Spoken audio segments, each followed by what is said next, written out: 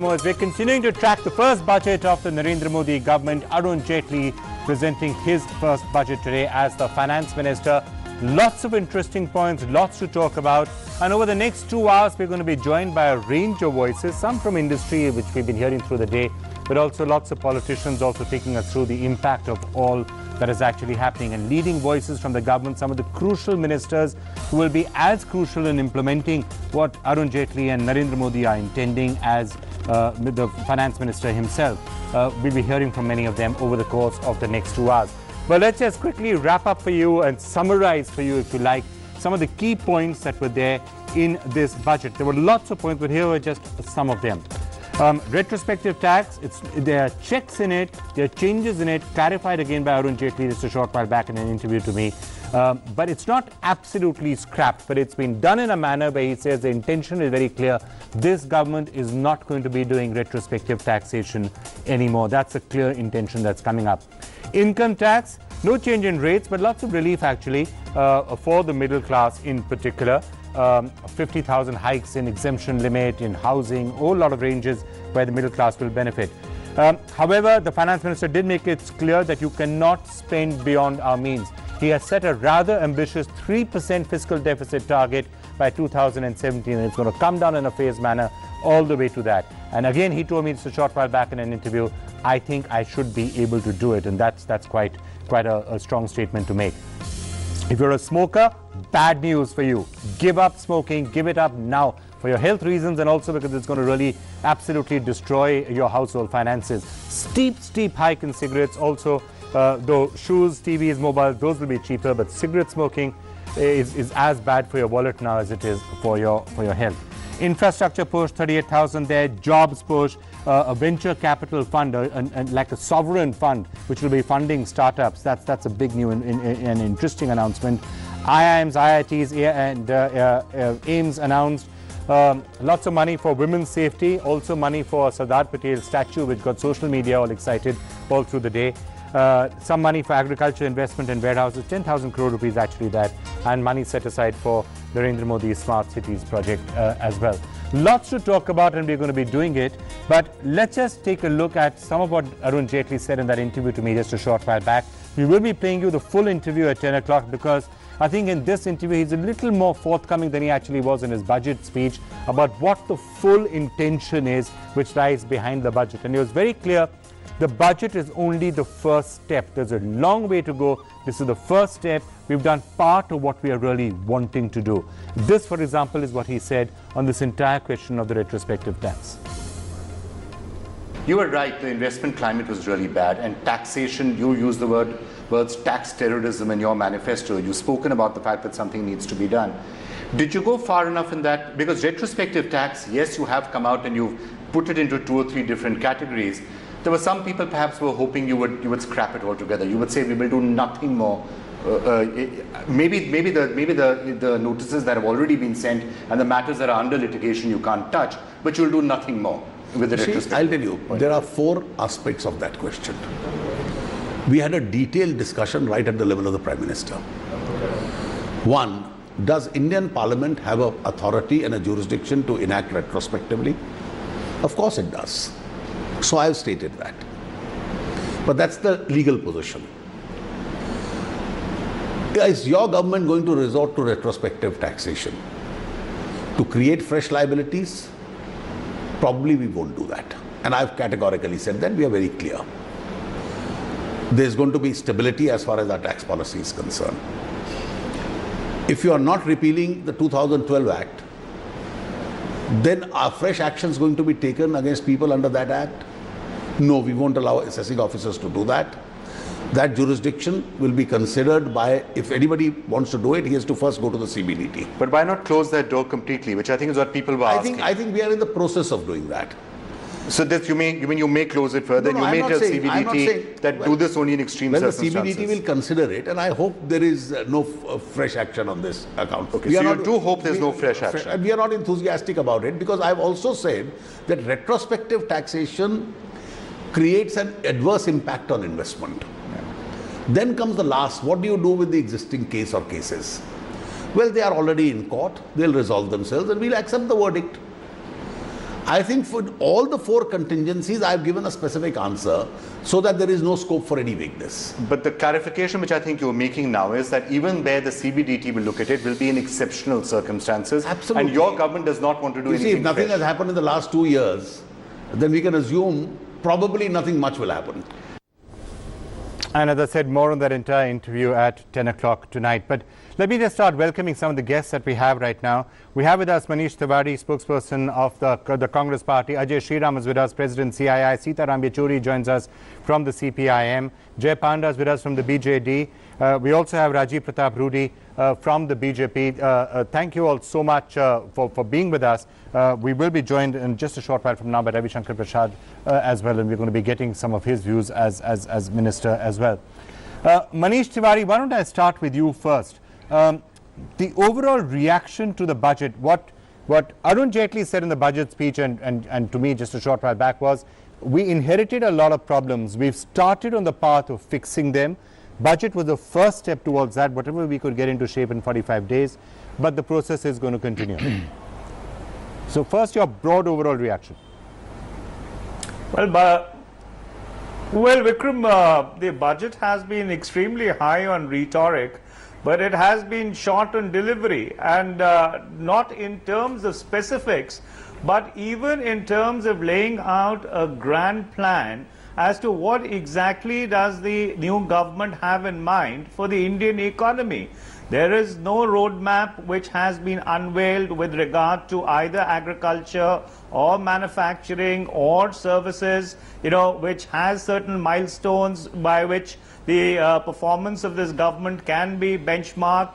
The only two big announcements are with regard to foreign direct investment in defense, which if you in fact go to the previous policy regime, you had 49% on the FIPP route and beyond 49%, with CCS approval, and you have the BrahMos project as a case in point where there is FDI in defense above 49%, insurance they opposed FDI, and then they've decided to go ahead and take a call whether 49% enthuses investors. The jury is really going to be out in that with regard to headline inflation and especially food inflation, which had been their swan song over all these years. Right. There are no concrete steps which have been outlined as to how the supply side bottlenecks are going to be unlocked so that food inflation will be able to mitigate itself.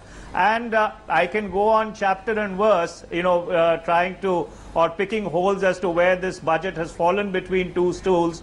But the short and the long of it is that the budget is devoid both of a vision and it is also devoid of an implementational strategy which would give us a roadmap for the future. And let me finally conclude by saying, that the steps which have been taken, are extremely incremental, and there's been too much of emphasis on detailing, which could have been left to the administrative ministries. That sounded, which is having said that, that's exactly what the UPA governments have been doing. In fact, while we were hearing the speech, many people were saying when he was giving all the details, and again, frankly, Arun Jaitley clarified that in that interview to me just a short while back. He said, look, a budget is meant for many audiences. It's meant for your studio audience, your audience of economists, but also there are a lot of people out there who need to know what it means specifically for them and for those areas, which is the reason why you've got to outline all of that, which presumably is the reason why Mr. Chidambaram did it, Manmohan Singh did it, all the Congress Prime Finance Ministers did it also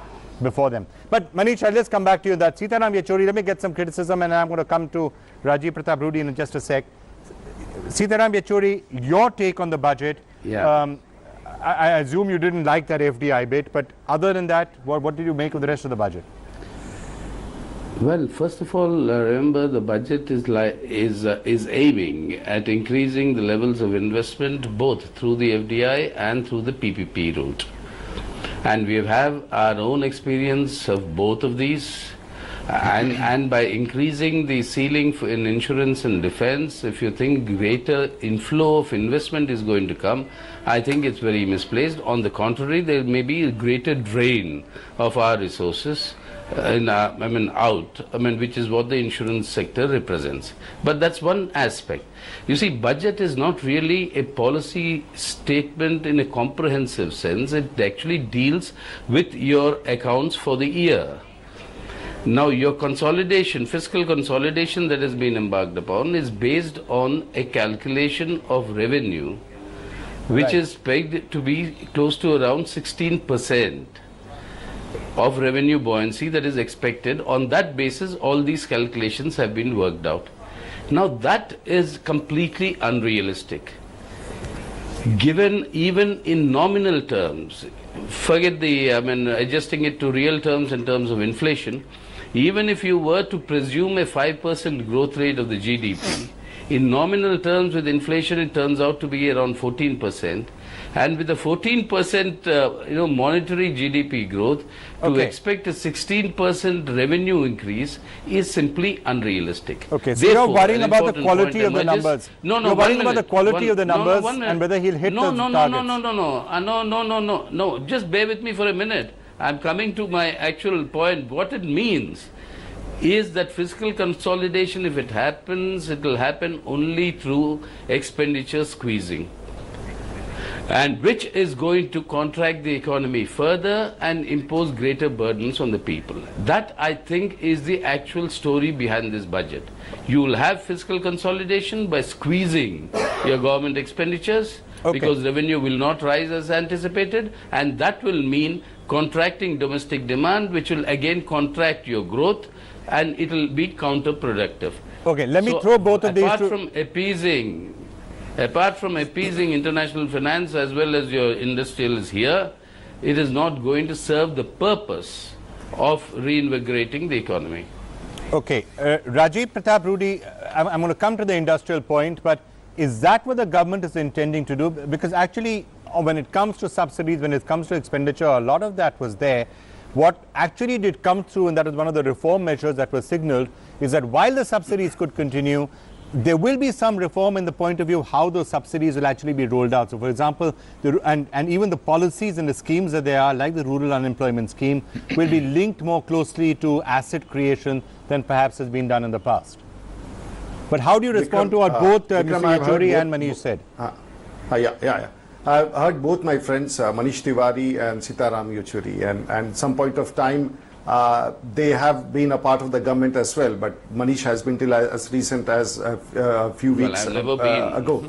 Manish has said it's more of a rhetoric and there's no roadmap, but the fact remains, I understand what he wants to explain, but he fails to understand that the economy, which we have very little leg space to begin with, and here we are saddled with an economy which has less than 5% national growth.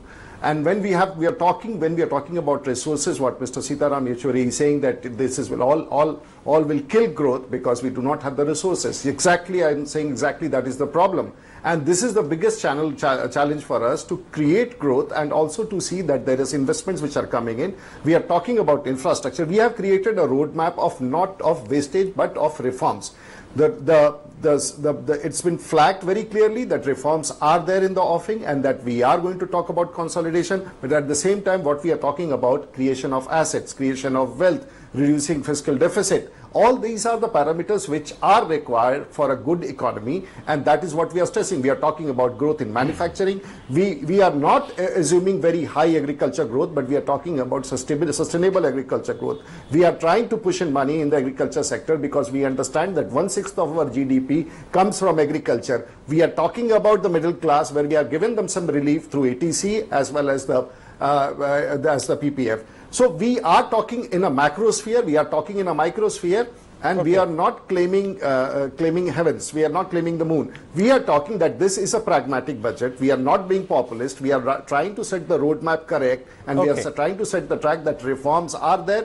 Financial prudence is there. We will create wealth, we'll draw in investment, we'll create employment, we'll have the infrastructure in place, we'll have the roads in place, we have the rural roads in place, we have rural investment in place, we have the water problem in place. It's a budget which is a recipe of many actions which will bring the economy back on track. Okay, and fine. this is exactly what Mr. Arun Jaitley has said, and this is exactly what Mr. Modi wants. And we have addressed very small, we have looked into human resources part, we have talked about schools, okay, we have talked Rajiv, about drinking water, we have talked about gonna river go through linking, each- we have talked about automotive Okay, industry, we're gonna we go have through talked each of these about points. small time TVs, we have talked. You see, we have given a budget which is so positive in nature. It's giving a good feeling to the people of Okay, this let me country. see that, if it's look, there is starting a off- positive aspect about the entire commitment. And this is a new roadmap which possibly the conference in the Congress and also in the left will have major problems because they will not have an opportunity to do much in next 5 years. let me get two other So parties. Let us handle it. That's it. Okay, hang on. Pardon, sir? Can I ask you all? Okay, I'm going to try and keep all of these a little faster that we're going to start losing track. So I'm just going to first come to Ajay Shriram for a second before I come to Jay Panda and Pawan Verma now joining us as well from the JDU. Ajay, industry reacted in a somewhat different manner to what the left and the Congress have said. By and large, industry seemed reasonably happy with the budget. They said it's as good as it could have been done. So from an industry point of view, did you see enough in this? Arun Jaitley said in the budget and later, don't expect everything in the very first budget, but we are trying to set things right. Were you satisfied with what you heard?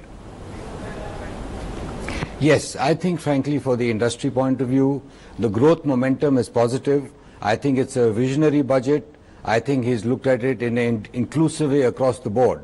I think for the growth of industry per se, there are positives definitely in the budget which will give a kickstart and a further impetus to the economy. But I would look at the growth of the industrial sector and the economic growth not just on the budget, but also include what's happened in the last 30-35 days. Because I think it's a continuing action which is taking place by the government. And now in this budget, as far as, let's say, manufacturing is concerned, they have talked of the investment allowance where against 100 crores and above investments now it's come down to 25 crores. That's going to give a great impetus. They have talked about reducing excise duties on some food processing equipments and others. They talked about giving a push to industrial corridors, to freight corridors. They've looked at across the board of many areas where there can be a push. I think this issue of inverted tax structure, that was something which was of concern. They have talked about now that the tax stability, tax transparency, tax methodology is going to be simpler and clarified. They have set up a communication channel for tax, as you mentioned earlier, retrospective tax. I think all these give a very positive message that India is a good place to invest. Okay. Of course, the market is already there. So I think it's a positive across the board, and I see investments actually getting a fillip with this sort of a budget.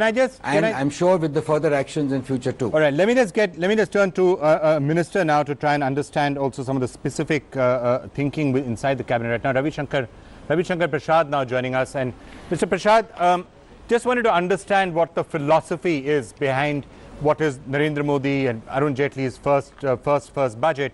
Obviously, not everything happens in a budget, and it's wrong sometimes for all of us in TV studios to expect that the full plan of everything the government is doing should be laid out in a budget. It can't always be. Is there a cohesive plan that is being worked towards, of which the budget is one part? So, for example, when it comes to getting investor sentiment back, one is what has been announced in the budget on retrospective tax, but simultaneously the way the law ministry and others, for example, will approach tax litigation and the Vodafone, and not the Vodafone case specifically, but in general retrospective tax cases. Is there sort of a cohesive plan that is being put together by the Modi government? First of all, I would like to highlight one thing, Vikram, what this budget is about. One basic philosophy is that equity without growth is possible. Or if growth can also be lopsided and elitist.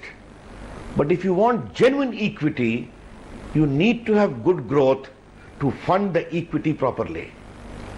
And for that growth to happen, enlarging of Indian economic base is important by manufacturing, by infrastructure, by creating more employment, by having a tax regime which is stable and transparent. I think you see an imprint of all this.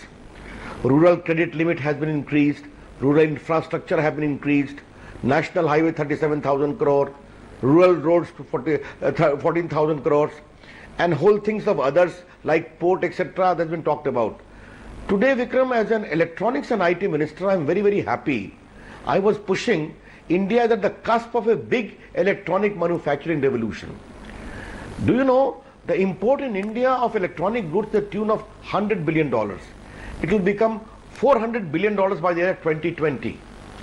We can give and the import bill will surpass the fuel bill.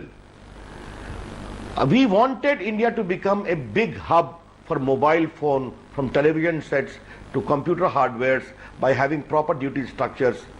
Today we have got that, and I'm indeed very happy. Along with, you asked me what others have been done, I've already cleared 8 clusters. 2 fab promotion manufacturing industries have been cleared. We are pushing that. Therefore, we want to make India also a hub of electronic manufacturing, which is a great focus of this whole budget. Therefore, I see all in all. Right. You know how you get sentiment. Now let me wear the hat of my law minister. You know, I have written to the Law Commission to give me a report quickly as to how many clearances you need to set up a project. Can some of the clearances be self-certified in order to obviate long delays? This perennial problem of environment versus development, those are sought to be put on fast track. And also for litigation, I have pushed the requested the Election Commission to liberalize this whole arbitration law, and also suggest measures as to how India can become the hub of arbitration. So, Mr. Prasad, this is going in. Yeah, so what you're saying is coming to the nub of what I'm saying. What you're saying is coming to the nub of what I'm saying. I'm saying that at the end of the day, if the stated intention of the government, and which is what Arun Jaitley started by saying, we want to restart, kickstart the economy, reboot things, get the growth engine going, get investment going. I think the point I'm trying to make is a lot of that will be done by other people such as you. If everything is going to end up being in arbitration, if everything is going to go to litigation, if the government is going to become one of the biggest litigants as it is right now, if there's going to be a backlog of cases a mile high, if you cannot go to the court and appeal to the courts because the matter will be stuck for decades, then it's very difficult to kickstart that investment sentiment. So I'm trying to understand, will you be working very closely in cohesion with everyone else to try and unlock all of these? Yes, every I can aspect tell you, of the government. Vikram, yes, the Prime Minister is taking presentation of all the ministries. And I would like your viewers to know that the Prime Minister has spent 2.5 hours taking presentation and asking questions from the IT ministry, my ministry. 2 hours on telecom and 1.5 hours on postal. The Prime Minister of India giving 6.5 hours on these 3 departments. His vision is all the universities of India must be Wi-Fi connected. Broadband must reach all the schools of India. We are working in tandem under his leadership. Judicial access should be a part of good governance. Okay. And the mantra of Mr. Modi is, if the policy is clear, non-discriminatory, stable, gives assurance, you can also shorten litigation. That is equally important. Okay, so litigation. Ajay Shriram, Mr. Ravi Shankar Prasad, thank you so much for joining us with that perspective. I'm just going to try and get reactions from everybody to some of what you have said. Thank you. Before I come back to the other, the political voices on the panel, Ajay Shriram, so at the end of the day, when Arun Jaitley, you heard what he said in the speech on things like retrospective taxation and on having a non-adversarial tax regime. That arguably was the single biggest factor that was holding up foreign investment, and which industry was very upset, which industry has been very upset about. Has enough been done and signaled? And what Ravi Shankar Prasad just said about complementary steps being taken to unclog the judicial system, is that the sort of noises that you and others in industry want to hear? Yeah, I think frankly what has been mentioned in terms of the tax simplification and procedures, that's a very positive direction. I think the government wants simplification. They have talked about it in the past. They're talking about it again. But I think also what is positive and giving a good sentiment is, one, the FDI position. They've opened that, even in things like e-commerce, which was blocked for a long time. Okay. And second, I'll say, the vision of coming to 3% deficit by 2017. In this year itself, the FM has provided for 58,000 crores of disinvestment income against 19,000 crores last year.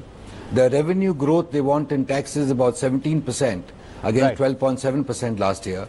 So I think he's looking at a holistic picture to see how to increase revenues, grow the whole cake and get the benefit to everyone rather than trying to squeeze the expenditure. But on that side also, he has set up an expenditive management commission, which I think will get into details. So I think it's a balance on both sides. I'm sure Sitaram Yechury and Manish have something to say on that. Sitaram, you want Yes, to refute surely. that before I come to Pavan Verma and Jay Panda?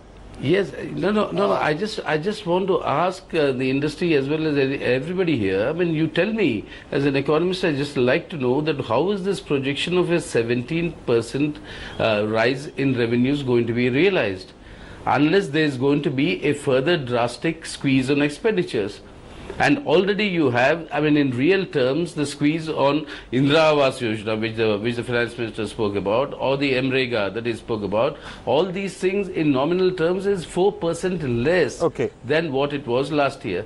So you are only going to squeeze expenditures. But there's a larger point here, which you must understand here, for Vikram, for a minute. You see, the point is that investment opportunities growing alone will not lead to economic growth unless what is produced by that investment is consumed. The capacity to consume depends on the purchasing power of the people. Now, with this rate of inflation, with contraction in governmental expenditures, purchasing power is only bound to decline, in which case merely increasing investment opportunities we may provide profits for the industry. Fair enough. But it's not going to kickstart the economy at all. You have to ensure consumption. Pavan Verma, Jay Panda, let me come to you first. Your reaction to a lot of what you've heard, you've been sitting by and waiting patiently. Can I just get a quick snap reaction to you on the budget? Well, I think we must break out of the mold of criticizing it if we are from the opposition, or blindly supporting it if we are from the government side, because we've seen that positions interchange, and parties that have opposed similar budgets in the past are supporting it, and vice versa. The reality is that the situation was rather grim, and I think the biggest aspect of this budget that we must keep in mind is the focus, which is very aggressive, on the fisc. The target is to keep it at 4.1% with which they inherited it, and bring it down drastically to 3% in 2 to 3 years' time. If the finance minister can actually pull that off, that would be rather dramatic, because the fisc is what determines the inflation rate, the rupee devaluation, and all of that. So this is somewhat reminiscent of what Prime Minister Vajpayee did a dozen or so years ago, with that immense focus on both the national highways as well as the rural roads. 38,000 crores and 15,000 crores respectively. Several other announcements. As far as Odisha is concerned, we are still waiting for specifics, but one big thing is the announcement of mineral royalty revision. If that is actually done significantly and quickly, that could have a huge impact on states that have minerals. All right, Manish Tiwari, there are certain areas in reform that you also alluded to. Not everything is completely new. A lot of the things that are being spoken about now were in some ways initiated by the UPA. So are you going to cooperate completely with this government in, for example, the GST, which there is, he very clearly said that I'm going to try and hopefully get something done by the end of the year. And it is possible if you get together with the states, sort out those 1 or 2 issues. Will the Congress cooperate with the government in pushing through some of these changes? Well, Vikram, it is extremely interesting that there seems to be an inherent chicanery in some of the positions which have been taken. For example, on retrospective taxation, I was hearing you interview the finance minister, but if you read the budget speech, he says ordinarily the power will not be invoked. So therefore, in fact, he's underscoring, the sovereign right of Parliament to legislate retrospectively, and he's not even putting a blanket ban on it. He says ordinarily we will not invoke it. So that's exactly, Manish, what his explanation was when I interviewed him. So when I asked him that, Manish, just to clarify that, when I asked him, he said, yes, India has the sovereign right, but we won't invoke it. He said that India does have the sovereign right to... Yeah, but then again, if you look at their previous position, and if you look at the budget formulation, it does not reflect that in any manner whatsoever. And similarly on the goods and service tax, after attaching extraneous political considerations to the rollout of goods and services tax, now you have the finance minister saying that this debate should end. This debate would have ended in 2012 had the finance minister or had the BJP not attached those extraneous political considerations. And number three, and finally, because I would have to leave you, you see, ultimately what you expect out of a new government, and especially a policy document of the new government, is a kind of a vision, and therefore not only was that vision not forthcoming, but even on very important legislations like, for example, the Food Security Act, which is going to impact 81 crore people, there is not even a whisper in the budget as to whether this government is going to continue with that, or is this government going to roll it back. There has been, some whispering about Manrega, etc. But on the social sector side, this government has been found absolutely not being coming up to the mark. All right, Manish, thanks a lot. And I know you have to leave us right now. Rajiv Pratap Rudy, in areas that are not being specifically mentioned, are you going to be rolling back schemes